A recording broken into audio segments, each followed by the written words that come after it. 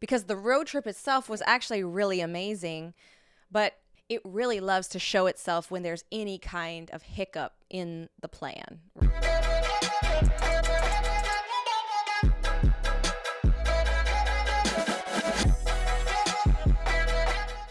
Hey, what's up? Hello, we are back. Thank you for waiting for a full week while we were gone. We just wanted to give something good and did not have time before we left for 20 days. Oh my goodness, yeah, it was an experience. Yes. So we are the Pantry Podcast. This is Shay Watson. This is Michelle Watson, in case you've never listened to us before. And we just got back from a 20-day road trip to Colorado, to Texas, to Atlanta, and then back to the East Coast where we reside right outside of DC. And we serve up Jesus, not junk food, which is, I feel like we're kind of all over the place sometimes, but the idea is so is our pantry, right? But the idea is everything for Jesus. If it is, you can talk about anything and make it about Jesus, and that's what the Pantry Podcast is about. And I would say that this trip, 20 days, y'all. It's been a long time since this Army guy has taken 20 days off. I'm not sure you've ever taken like 20 just straight days. We did do a road trip into the Northwest. And it wasn't 20 it was days. Like 10 or something like that. I think it was between 12 and 14. Oh, we were close then. Yeah, I guess. We were like 1 week shy. I feel like every time we go on a road trip, we have some form of epiphany. I think we drew closer together. Mm-hmm. We actually refined some things, and maybe we could dig into like what we did throughout the trip, right? Yeah. And we really started to look at how we are and how we act, and how maybe we should adjust fire and maybe look a little bit more at the Christ-centeredness of living. Yeah. Yeah. We decided that next week we're going to come back with a cool 4-part series. But for right now, we're just going to talk about just reflecting on the trip, because I think that is where a lot of the wisdom that we do glean from the Lord comes from, is those daily life kind of things. And what better way to grow in Christ with your closest loved ones, which is like the area where you're more likely to just let it all hang out. And that really will show you like the areas that actually need some real work. And yeah, so what better way than a 20-day road trip where we're in the car for like 6 days. Well, like the days. drive itself would be between 7 to 9. Well, there was one day with like 10 and a half hours. But then on top of that, adding in some stops and some sightseeing and things like that. Like every day on the road was like the entire day almost was on the road. And then when we weren't on the road, we were with family and loved ones, which also like every loved one, every person you know and is close with, there was a history there. There's great things there. There's tough things there. There's excitement. There's reuniting, so God can work in all of it. Oh, and I yeah. think that's really what he did with this trip. I will say the Watsons were really good. I remember I did a 100-mile Manchu road march back in my Army days, and it was like 25 miles a day, right? And you're like, ooh, dang, 25 miles a day, that's a lot. And then they would throw on extra stuff at night, like missions and stuff. Yeah. That's kind of how we roll. It's like, hey, we're doing 8 hours. Hey, look, we kept it short, but I'm on board. I'm not saying I'm not on board. It's like, we're going to do 8 hours a day, but then we'll stop at like, I don't know, the Arch in St. Louis. A cousin's house, an arch. So we had like 3 hours there. And yeah, and then like I think that's all we did and then we had dinner that night. Right. Yeah, no, it was Kansas. It was Kansas City. So Missouri. So yeah, St. Louis and all that. So yeah, we did that night. So actually, if you've listened to our episodes before, and we just got done going through that whole like, spiritual health, like what is it? Mental, emotional, spiritual, and then physical health. If you listen to that one about physical health, which, people have been chiming in on, we actually ate in an awesome seed oil free restaurant that kind of catered to our diets. And that's one thing on this trip that we really had to like work on. I mean, I was ordering burgers with no buns. It's like, I'll just take your burger all topped up with no bun. And, most people don't even think nothing. But if you thought that was that first big encounter. And it was kind of cool to find little things like that along the way, things that support you, and then also things that don't support you. Yeah. Because I think in life, as we move through our everyday, challenges, right? We have things that really go our way, and then there's things that absolutely don't go our way. So how do you handle the things that don't go your way? And so, on a 20-day road trip, I'm telling you, it was cool. 3 days, we do it slow.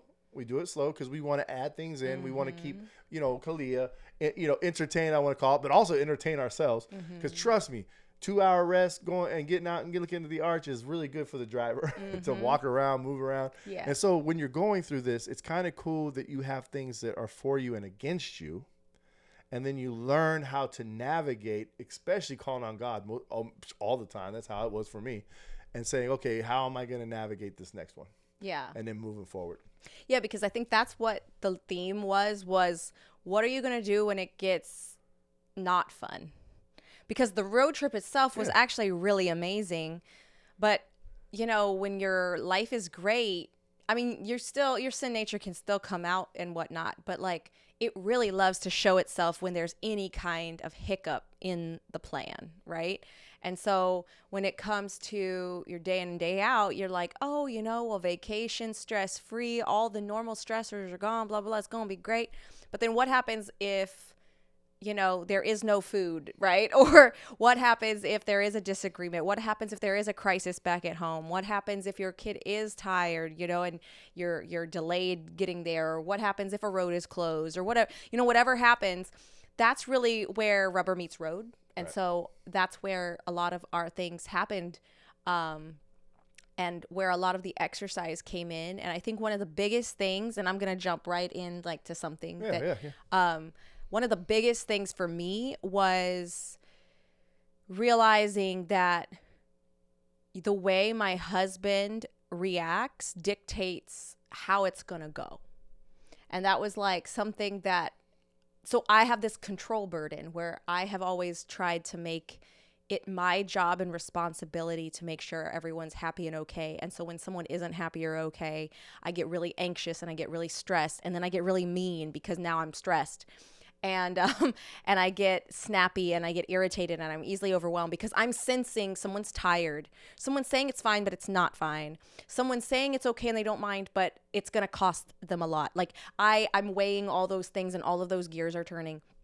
And normally I never share the inner thoughts. And so all that people see is like the negativity coming off of me, the freaking out or whatever. And then this time I was really transparent and I was sharing how I was feeling and what I was thinking, whatever. And Shay was being calm and gracious and not countering my freakouts, my anxiety, my lashing out with more lashing out, right? Not countering it with reprimands, not countering it with anything like that. Made a world of difference. And because I normally share my inner workings, however he replied didn't really matter. But like once I was able to really show how I felt, explain how I was actually feeling, the weird, crazy thoughts I was actually having, and then to have him calmly and gracefully handle it did settle me and did let me reel it in much faster and then let me bounce back, which then didn't affect Kalia, right? Because we didn't have a lot of stressful moments on the trip actually. But and I'm sure Shay will bring it up, like the one big one that happened through Texas. Okay. Unless you do. Okay. But yeah, so there was something big in, while we were going through Texas, there was trouble back home and I like freaked out. And he had to get out of the car and go pray to the Lord, but he came back with like wisdom and stuff. I try to do his call. I gotta stop. And I pull the rug. I need to get out. And I'm at the back of the car having this big conversation. I couldn't imagine what people down the road are saying because I'm really calm, cool, collective. I don't really show much feeling. Of course. No, I was probably to throw my arms like, oh Lord, help! And people were right sitting on the driving by going, what is wrong with this dude? But look, sometimes that's what we got to do. Yeah. I really like, and something as I was sitting here thinking about, what would I think? Because I love Bible. So what can I bring into this conversation about the Bible? Right? Got to check it. No, anyways, but for real. In Isaiah 11, when they're talking about Jesus coming, right? They're actually prophesying Christ coming. And when we sit there and it says that the Lord put the Spirit upon him. Mm-hmm. And that, what's cool about that is that same Spirit that the Lord that put upon Jesus is the same Spirit that he puts upon us as believers. And so when you read that verse, I'm not trying to put myself in Jesus' shoes, but it says the Spirit of wisdom and understanding, the Spirit of knowledge and of the fear of the Lord. And then it says, his delight is in the fear of the Lord. He shall not judge by the sight of his eyes. So, it goes on about Jesus, but that same Spirit of wisdom, that same Spirit of knowledge, that same Spirit that gives us that reverence for the Lord is that same Spirit that we can rip off the road, Yeah. jump out. Because I got my little girl in the car. I don't like to act up in front of Kalia. I try my hardest, y'all. Fell at times, but I was like, I just got pulled over. Now she's Right. probably like, why is Daddy going out the side roads and getting out the car? And then I made it quick. It wasn't like I was out there for 12 hours, y'all. No, you were out there for like a minute About or a minute. less. And I'm Like, like, it was Lord, help fast. me, help me, help me. And then, you know what? I felt like this calm. And I got back Yeah. in the car and we worked through it. It was Yeah. like, I think on her portion, and I'm going to speak a little bit to that, is that she wanted to handle it because I was handling so much already in driving. Right? I'm driving down the road. She's trying to handle a situation that happened back home. And I'm sitting there telling her, it's okay. I can drive and I can do this. And so we just worked it out. And you know what? It worked out. Mm-hmm. It worked out good. Yeah. And it was, y'all, it was rough, man. I'm sorry. They sent chickens to us. Right. And yeah. Go ahead, man. So It was there was a miscommunication when I rescheduled our chicken delivery. And now these are day-old baby chickens, okay? It's the They long need long help. story short, they eat the rest of the yolk in their egg and can last couple days. 2 to 3 days on that before they need to eat other food. 3 is a so stretch. There's only that, like, that's the only window that you can ever ship a chicken, okay? Because the rest of the time they need daily food, dehydration, all that stuff. You can, something about big chickens, something, whatever, same day. But yeah, there was a miscommunication when I was talking about rescheduling. They thought I was still thinking about it, and I was like handing over credit cards and everything, and they didn't make it happen. So then we get a call from the post office saying your chickens are here. Come On get the them. third day. And it was already the third day, so it took an extra day. Like, it always comes day 2. This time they came day 3. Hey, your chickens are here. And I'm in a spotty cell zone in Texas. And so now we're having to rally. And the post office is already closed. And they're making a special call, but they're going to leave. And so it's going to be day 4. And I'm like brokenhearted, right? I know we eat animals for food, we hunt, all that, but like, I'm not just down to treat animals like expendable things and be cruel to them either. And so like, I'm brokenhearted. So now having to call logistics. Now shout out to our girl Erica, like one of our closest, bestest friends. Man, community, like we always talk about. And Come shout on. out to my mom. Like, Yes. they rallied, and long story short, they got the chickens. They but it didn't work. Okay, they had been too long, so my mom was stuck at home as they all passed away. And so our amazing friend, up to her too, because man, she even brought them in the house. She had Oh, yeah. like, everything that you could have done. Everything she could have done. And I knew as we were putting this together, you know, I'm sitting Likelihood there. was Okay, small. day 1, day 2, we pick them up. Day 3, they're calling us late in the afternoon, and I'm like, it's not looking good. Yeah. But I wanted to give them a chance. Yeah. And instead of like getting into the weeds of who did what or what wasn't done or whatever, I just was like, you know what, let's try.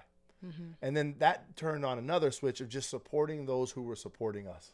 Yeah. And loving on them and making sure phone calls were taken and making sure that, you know, we're pushing the right thing. But that's what we talk about when we talk about Christ, when we talk about community, when we talk about breaking bread together, fellowshipping together Yeah. and being together. People who step in and step up and you know what, they weren't alone doing it. We're all sitting there together. Like it was like a little community from a distance Yes. working together to try to make something work Yes. for something that we knew was going to be a hard impossibility, if not, you know, maybe with that little Yeah. hint, maybe that God would come through and give us. But Yeah, we but ended up losing Erica all, was but able yeah. to just go with them, and like, they worked together. But then when everything was happening, Erica sat with my mom, Yeah. ministered to her, because I mean, my mom, she's just a gentle soul, y'all, like strong, but like no one enjoys holding little baby chickens when they pass away. And so it was a very sad time. And so we're so far away, and I had to relinquish that I couldn't do anything. Like, being angry, being frustrated wouldn't bring these little lives back. It wouldn't help how anyone was feeling. And so we just had to just ride with the Lord and take it as it came. And I had to learn to release, right? Like, release the control, release the pain, release the anger. There were a lot of feelings that I had to feel, and then I had to like express them in a healthy, godly way to the best of my ability, and then I had to let them go. And because I was like in a fishbowl, like we're in a car, and so I couldn't like run away and cry. I couldn't get mad over here. I couldn't, like, it was very like good for me actually, because it really allowed me to sit back and let the Lord like work. And then I had to do the right thing, which was good because then it showed me like what the right thing can lead to and what it can feel like. And so that really helped us and our family. And our daughter got to see me get worked up, but her dad and have to take a human moment outside the car and breathe and come back and reset. And it wasn't like he was leaving us, rejecting us, abandoning us. He was resetting with the Lord to come back. And so now she saw, okay, it's okay to take a minute, right? I think that's the big lesson from this trip. Like, it's okay to take a minute. You shouldn't take hours, right? But like, take a minute. Don't leave them hanging for too long, but take time to reset and then be honest and open. Like, I was being very honest with my feelings instead of trying to make them sound a certain way. I was just saying them because I felt safe. And then also, if you're the one hearing it, receiving it, however it comes, because that's the best way to actually get through it. Right? If you make it like they can't actually share, you're not actually going to get through it. You're going to get throughout some weird half-spoken problem, right? That isn't the real problem. So it's not actually getting fixed. You need to hear the real problems to get it really fixed. And then coming together and hearing the other side, right? Both people sharing, both people expressing, both people, and then moving forward like how God wants us to, instead of moving forward, looking back, or rehashing. Y'all imagine if I would have been going forward and looking back, I would have ran a bunch of cars. Right. I mean, that's right. Like there's an analogy, right? Yes. Like if we're driving, right? We're driving every day, right? This is life, and if I'm always looking back, can you imagine? Right. How many cars, how many poles, how many things that I would run into? Yeah. Because the roads ain't completely straight, y'all, and you ain't good enough to keep it straight. Right. So being able to just move forward, kind of let that go.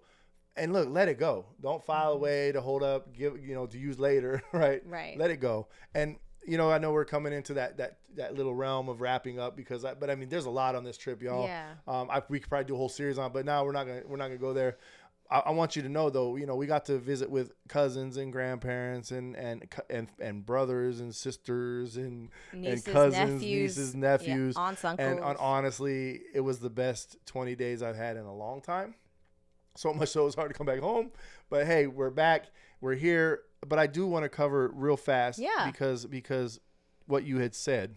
I'll edit down the beginning. How our girl sits there and looks and sees us and how we work through things. Well, we're getting ready to leave Grammy's house.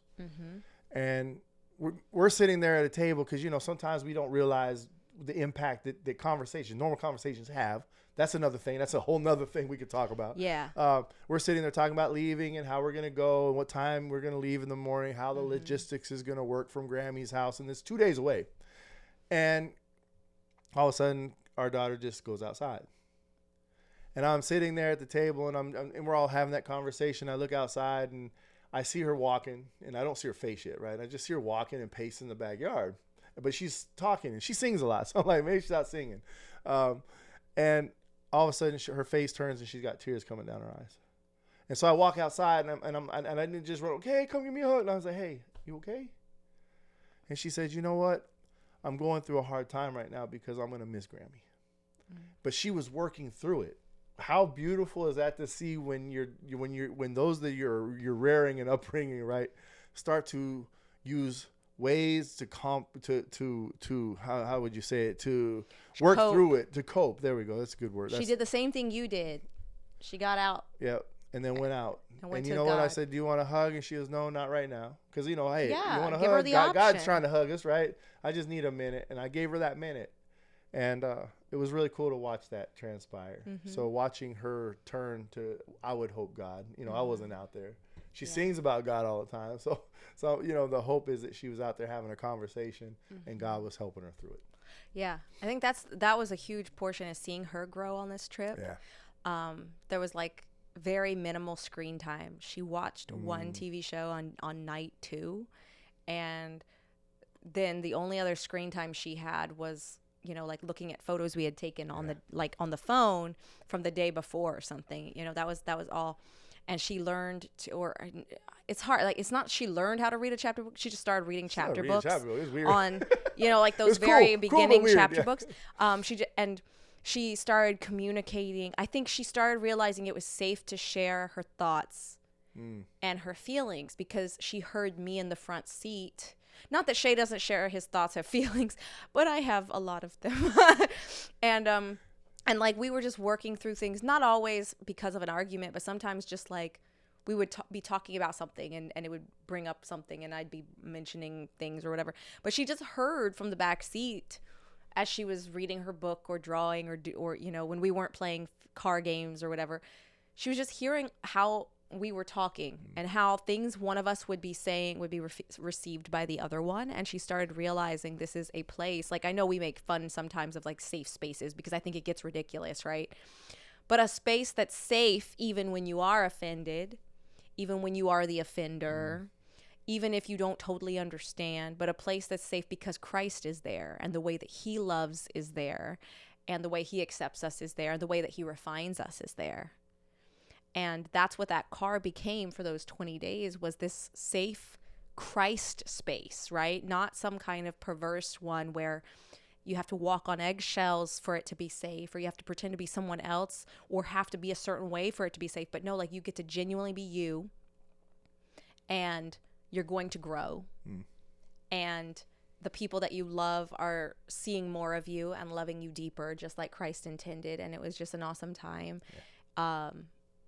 Just, you know, I think it was the best road trip ever. Like, even though there were like these heightened moments of stress, like with the baby chicks or whatever, but it was like, because it was warm and we grew. You know what I liked about this road trip versus the other one?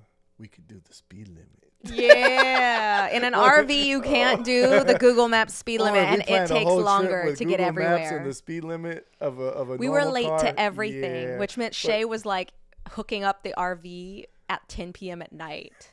Like we never saw our campground because we were getting there 3 hours late, 4 hours late every day. What was cool though in that one though is, by the way, whatever, but we were dating and her mom was the chaperone. Yeah. So it was kind of cool that we got to go on a road trip with mom. And you know what? It was a blessing as well. There was a lot there too. So I feel like every time we take a long road trip, we grow a little bit more. Yes. No. I'm not down for more long road trips. I'm the type that likes to fly, get there and get done and get back. But honestly, this was the best 20. And you know what? We knew that God was working, God was with us, and God was guiding us through everything that we did. Amen? Amen.